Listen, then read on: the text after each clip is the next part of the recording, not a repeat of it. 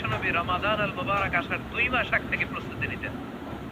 বিশ্বনবী দোয়া করতে শুরু করতেন রজব মাস থেকে, আর আল্লাহর কাছে বলতেন আল্লাহুম্মা বারিক লানা ফি রজব ওয়া শাবান ওয়া বাল্লিগনা রমাদান। রজব শাবানে বরকতে দাও, রমজান মাসে গুনাহ ঝরাও।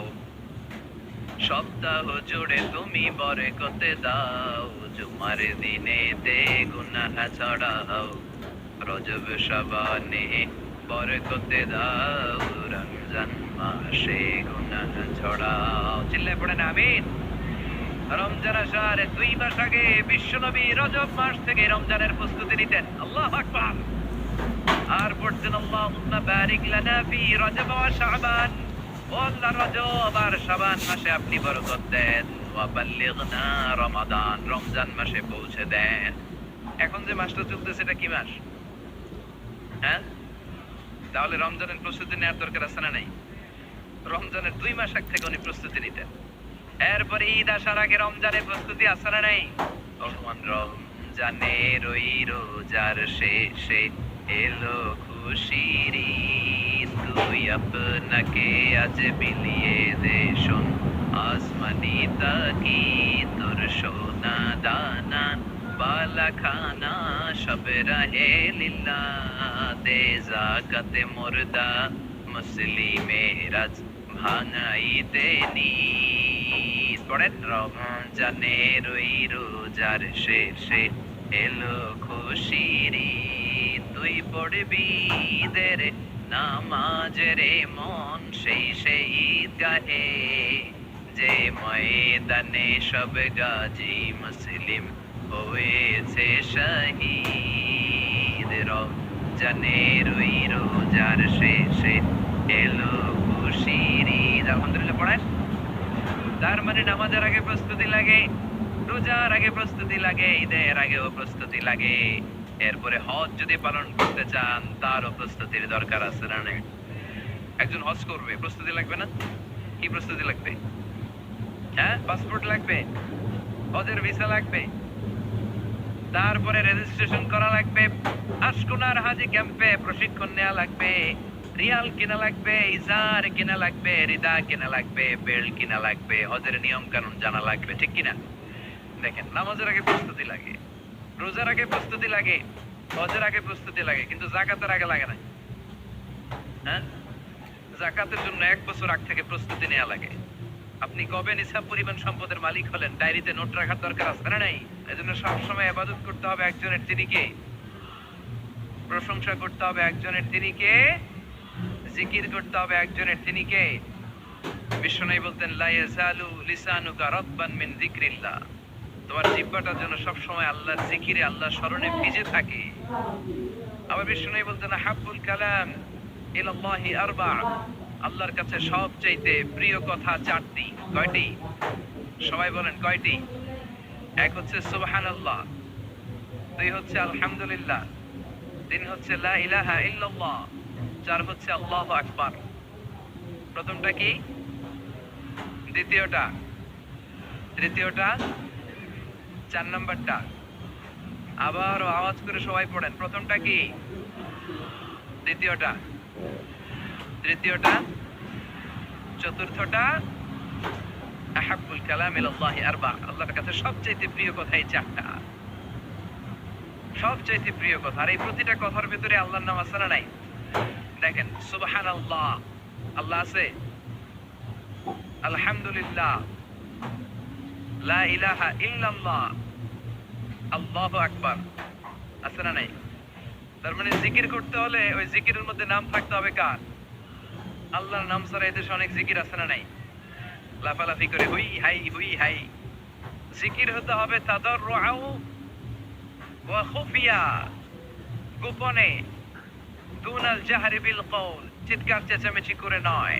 এদেশে অনেকে জিকিরও করে আবার বাসার আগায় উঠে যায়, আছে না নাই?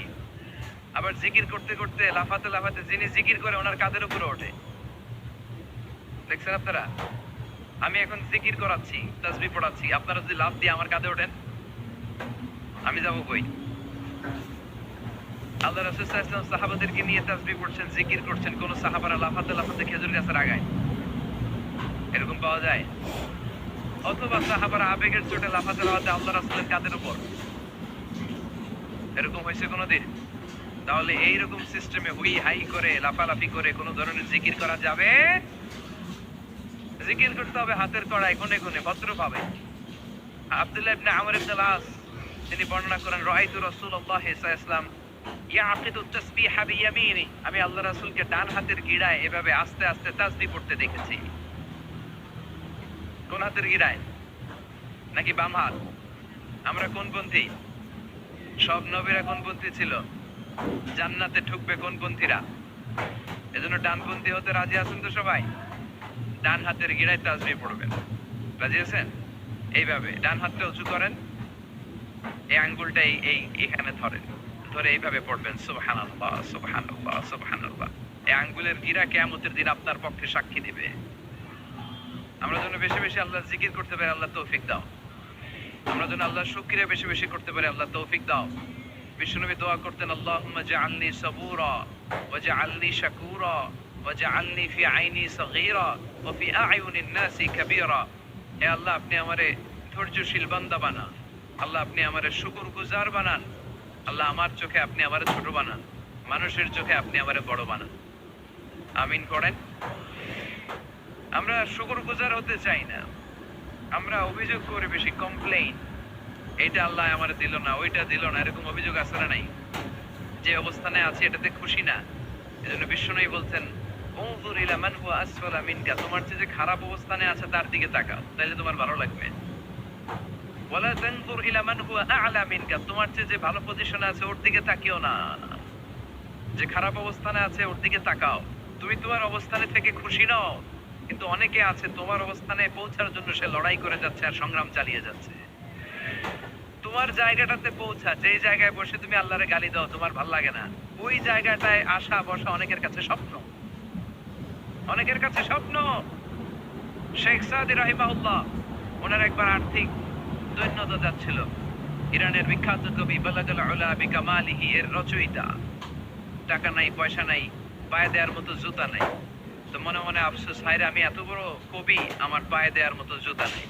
তো আফসোস করে ঘর থেকে বেরিয়ে দেখে একজন ভিক্ষুক ভিক্ষা করে, তার দুইটা পাই নাই। শেখ সাদির পায়ে জুতা নাই, শেখ সাদির পায়ে কি নাই? আর ভিক্ষুকের কি নাই? পাই নাই। উনি সিজদায় পড়ে গেলেন, আল্লাহরে বললেন, আল্লাহ শুকর, আলহামদুলিল্লাহ, অনেক ভালো আছি, অনেক সুখে আছি। এজন্য আপনার যে খারাপ অবস্থানে আছে ওর দিকে একটু তাকান। ঠিক যে মুহূর্তে আমরা এখন কি সুন্দর, শীত না গরম না, ওয়েদারটা খুব চমৎকার না? এই পরিবেশে যে মুহূর্তে আমরা কথা শুনছি, ঠিক এই মুহূর্তে হাসপাতালের বেডে শুয়ে অনেকে মৃত্যুর প্রহর গুনছে। অনেকের ক্যান্সার, যার নেই কোনো অ্যান্সার, তার প্রতিটা সেলের ভিতরে জ্বালা, আমি টাকা চাই, পয়সা চাই, কত কিছু চাই, এটা লাগবে, ওইটা লাগবে, এটা চাই, ওইটা চাই। হাসপাতালের এই ক্যান্সারের রোগীটা কিচ্ছু চায় না, ও শুধু বাঁচতে চায়। ও কি চায়? ও শুধু বাঁচতে চায়। এজন্য চাহিদার কোনো শেষ নাই। আল কানাআতু মিনাল ইসলাম, অল্পে তুষ্ট থাকার নাম ইসলাম। অল্প খাবো, অল্প পড়বো, অল্প জমাবো। অল্পের ভিতরে বরকত দিয়েছে কে? আর সবসময় শুকরিয়া করবো কার? রাজি আছেন তো? আমরা যেন আল্লাহর শুকরগুজার বান্দা হতে পারি, আল্লাহ তুমি তৌফিক দাও। যারা জান্নাতে যাবে আর যারা জাহান্নামে যাবে, তারা কি কখনো সমান হতে পারে? The people of paradise and the people of hellfire, they never be equal ever. The people of paradise and heaven, they gain the ultimate success in life. যারা জান্নাতি তারাই আসল সফলতা অর্জন করেছে, দুনিয়াতেও সফল, আখিরাতেও সফল। চিল্লায় বলেন ঠিক কি না? এখন the decision is yours, সিদ্ধান্ত আপনার যে আপনি কই যাবেন, আপনি কই যেতে চান, জান্নাতে না জাহান্নামে? আল্লাহ আমরা যেন জান্নাতে এরকম একত্রিত হতে পারি, তুমি তৌফিক দাও। বিষ্ণু বলেছেন, ইকরাউল কুরআন ফাইন্নাহু ইয়াতি ইয়াউমাল কিয়ামাতি শাফিআন লিআসহাবি, বেশি বেশি কোরআনের তেলাওয়াত করো, কারণ এই কোরআন কিয়ামতের দিন তোমাদের জন্য সুপারিশকারী হবে। কোরআন যদি আপনার পক্ষে আল্লাহর কাছে সুপারিশ করে, আল্লাহ এই সুপারিশ ফেলে দিতে পারবে? পররাষ্ট্রমন্ত্রী যদি মাননীয় প্রধানমন্ত্রীর কাছে কোনো বিষয়ে সুপারিশ করে, রেকমেন্ডেশন করে, মাননীয় প্রধানমন্ত্রী এই সুপারিশকে কি রিজেক্ট করতে পারবে? কথা বলেন। এজন্য কোরআনের সুপারিশ আমরা চাই কি চাই না? এটা এমন একটা কিতাব যে কিতাবে কোনো ভুল নাই, যালিকাল কিতাব লা রাইবা ফি হুদাল লিল মুত্তাকিন। This is the book, the most authentic and original book, reliable book in the world, whereof there is no doubt in it and a guidance to those who are muttaqin. এই বইটা এমন বই যে বইয়ে কোনো ভুল নাই, কোনো সন্দেহ নাই। মুত্তাকিনদের জন্য পথ প্রদর্শনকারী হিসেবে বইটারে নাজিল করেছে কে? এই বইটার যেখান দিয়ে পড়েন হেদায়েত আছে না নাই, রহমত আছে না নাই, বরকত আছে না নাই, শিফা আছে না নাই। এই কিতাব পড়ে অসুস্থ ব্যক্তির গায়ে ফু দিলে সুস্থ করে কে? তার মানে এর মধ্যে শিফা আছে। সুবহানাল্লাহ পড়েন। সূরাতুল ফাতিহারে বলা হয় সূরাতুশ শিফা। সূরাতুল ফাতিহা পড়ে অসুস্থরে ফু দিলে সুস্থ করে কে? বিশ্বাস হয়? হ্যাঁ না একটু সন্দেহ লাগে? যদি সন্দেহ থাকে তাহলে ফু দিলে কাজ হবে? আর বিশ্বাস রেখে যদি ফু দেন ভালো করে দিবে কে? এমন এক কিতাব, এই কিতাব পড়লে সওয়াব, এই কিতাব ধরলে সওয়াব, এই কিতাবের জন্য মরলেও সওয়াব। ঠিক কি না? এমন এক কিতাব আল্লাহ দিলেন। এই কিতাবকে আল্লাহ বললেন নূর, আলো।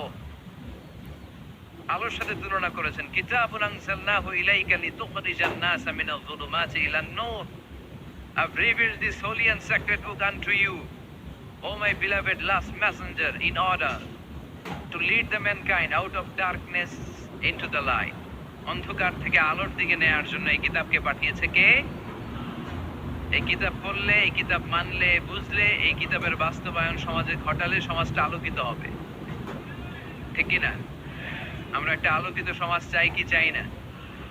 যে সমাজে এই কিতাব দিয়ে আইন করা হয়, এই কিতাবের আইনে সমাজে আইনটাকে বাস্তবায়ন করা হয়, ওই সমাজে কোনো ধর্ষণ থাকে, কোনো দুর্নীতি থাকে, ওই সমাজটা হয় মদিনার সমাজ, ওই সমাজটা হয় শান্তির সমাজ। এজন্য আমরা যেন কোরআনের সাথে সম্পর্ক বাড়াই, প্রতিদিন যেন একটি করে হলেও কোরআনের আয়াতের বঙ্গানুবাদ যেন আমরা পড়ি। পারা যাবে? সবাই পড়ি ইনশাআল্লাহ।